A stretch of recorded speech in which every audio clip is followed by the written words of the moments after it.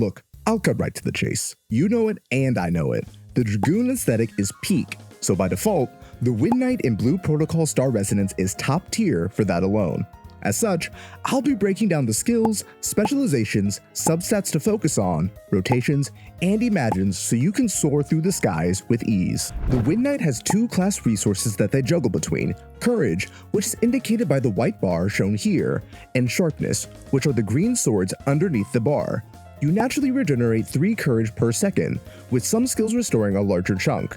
Sharpness, on the other hand, is generated by either your special skill or specific expertise skills. To start off our skills, we have the left mouse button attack, Windborn Grace.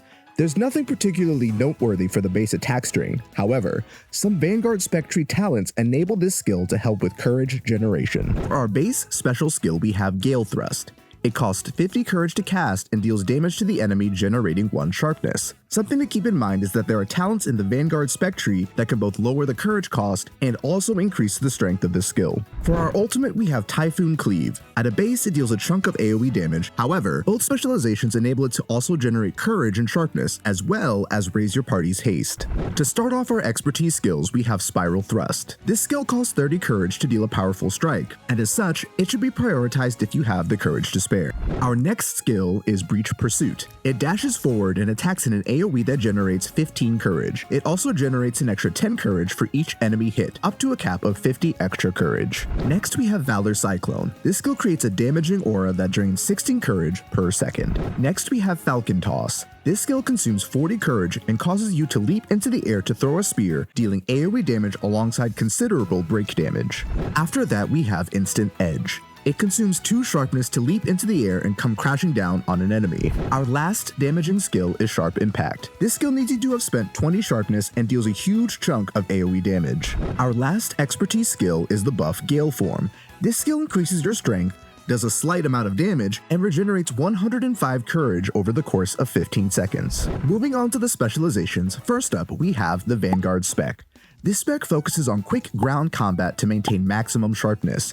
It utilizes the crit and haste substats with some mastery sprinkled in, and the expertise skills you should focus on are Spiral Thrust, Breach Pursuit, Valor Cyclone, and Gale Form. The rotation for the Vanguard Spec revolves around making sure to maintain your courage meter to maximize your Valor Cyclone uptime. As such, if your courage meter is empty, you'll start off with your ultimate in order to build up courage.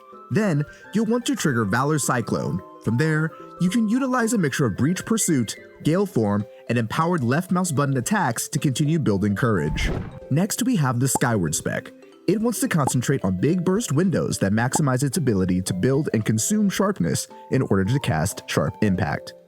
Its subsets to focus on would be crit and a mix of haste and luck, and the expertise skills you'll focus on are Falcon Toss, Instant Edge, Sharp Impact, and Gale Form.